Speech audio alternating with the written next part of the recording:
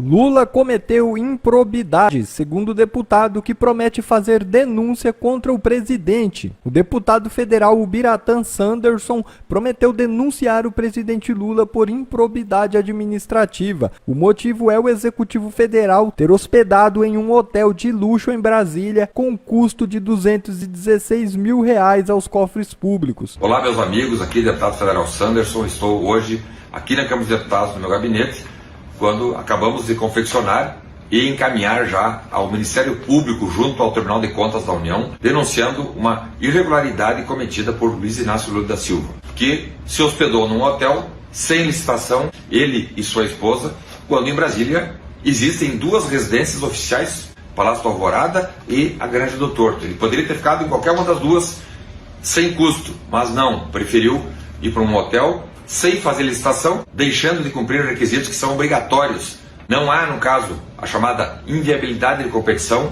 Ao contrário, em Brasília tem muitos hotéis, tem centenas de hotéis, e por isso não podia ter contratado essa hospedagem sem o processo legal de licitação. Então, já encaminhei ao Ministério Público junto ao TCU para que verifique se ocorreu, então, improbidade administrativa por parte de Luiz Inácio Lula da Silva. Chegando no governo já começam as irregularidades a aparecerem, e nós, como deputados federais, atentos, vamos buscar responsabilizar esse sujeito, porque afinal de contas, ninguém numa república está acima da lei.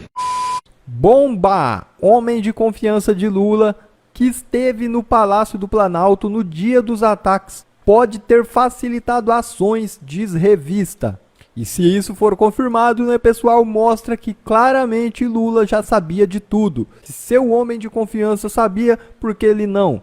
Como mostram as imagens que rodaram o mundo, os vândalos entraram no Palácio do Planalto e destruíram tudo que encontraram pela frente. Foram quase 2 horas de pura barbárie. O batalhão da Guarda Presidencial do Exército, responsável pela segurança e proteção do prédio, só agiu quando os criminosos já estavam na porta do gabinete de Lula. Que coincidência! Os militares tinham treinamento, equipamentos e homens suficientes para impedir a invasão e o vandalismo. Pouco fizeram porque não foram mandados pelo Gabinete de Segurança Institucional, GSI, órgão subordinado diretamente ao presidente da República. No dia seguinte aos ataques, Lula disse que houve falhas internas e acusou as Forças Armadas de conivência com os criminosos. Confrontado pelo presidente, o Comando Militar do Planalto abriu um inquérito policial militar para apurar o que aconteceu, e pode-se dizer que algo grave de fato aconteceu.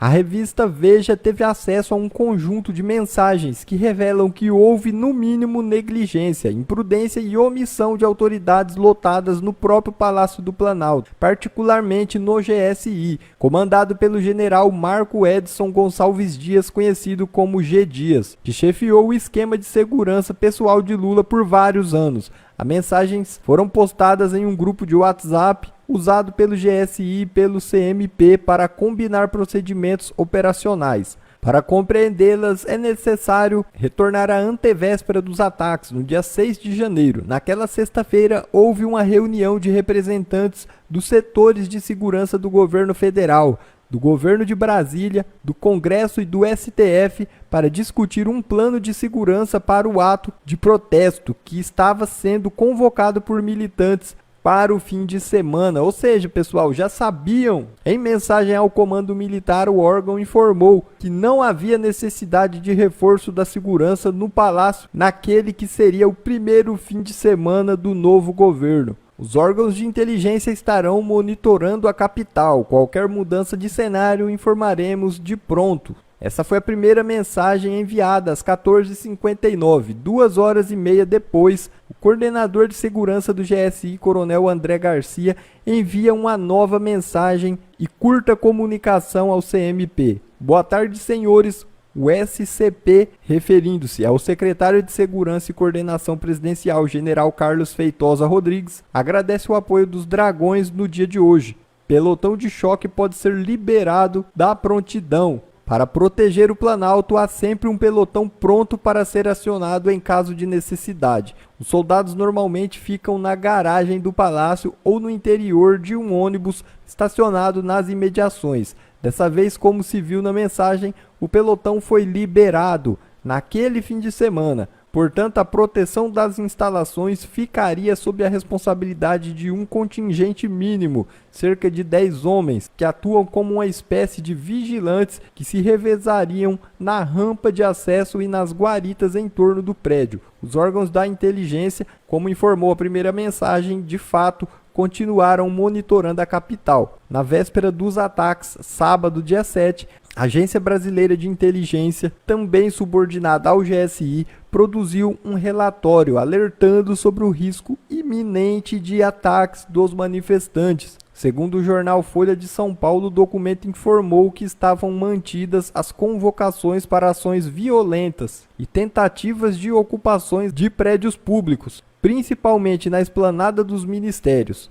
Aqui, pessoal, nesse trecho vale lembrar que estavam sim programadas manifestações pacíficas, não para depredar os prédios. Como eles já sabiam que haveria essa tentativa de invasão dos prédios, se nem os patriotas combinaram isso. O que sabiam é que teria uma manifestação pacífica, o que, na minha opinião, deixa mais claro o envolvimento de infiltrados. Agora, como eles lá sabiam, isso é um mistério. Vamos continuar. Já a Polícia Federal, em um ofício enviado ao ministro da Justiça Flávio Dino, era ainda mais contundente, advertindo, segundo publicado pelo jornal O Globo, que o grupo que se deslocava a Brasília pretendia promover ações hostis e danos, entre outros, contra os prédios públicos dos ministérios, do Congresso Nacional, do Palácio do Planalto e do Supremo Tribunal Federal. Ou seja, os dados coletados permitiam traçar vários cenários, exceto o de que estava tudo dentro da normalidade. Apesar disso, não houve qualquer pedido de reforço. Aliás, não houve mais nenhuma manifestação no grupo sobre o assunto até o dia seguinte. No domingo, o GSI percebeu que havia uma movimentação de manifestantes perto do Congresso. Nesse horário, uma multidão já se aglomerava em frente ao QG do Exército para iniciar uma caminhada de aproximadamente 9 quilômetros até a esplanada dos ministérios. Ainda não se sabe por quê, mas, ao contrário do que havia sido combinado entre as autoridades de segurança na reunião de sexta-feira, o governador Ibanez Rocha tinha autorizado o ingresso dos manifestantes na esplanada. Havia apenas uma barreira de contenção para impedir o acesso deles à Praça dos Três Poderes. Às 11h54, o GSI enviou mensagem ao CMP solicitando o apoio de um pelotão de choque, onde dizia: "Boa tarde, senhores. Haja vista o aumento de manifestantes em frente ao CN, o SCP solicita apoio de um PEL choque ECD desde já. Estou com uma força de reação de 15 agentes." Completou então a mensagem e mostrando então que é tudo muito estranho, tudo muito nebuloso essa história.